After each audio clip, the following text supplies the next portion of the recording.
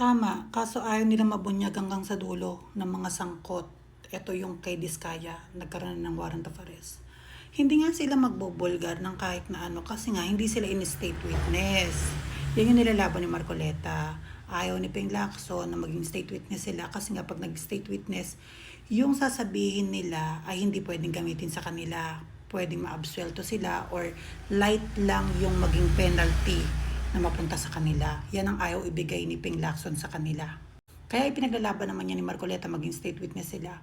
Kasi nga, lahat ng sasabihin nila, hindi na sa kanila pwedeng magamit. So mag-open na sila. Plus mabibigyan pa sila ng proteksyon. Ayaw rin ni Ping Lacson mabigyan sila ng proteksyon ng gobyerno.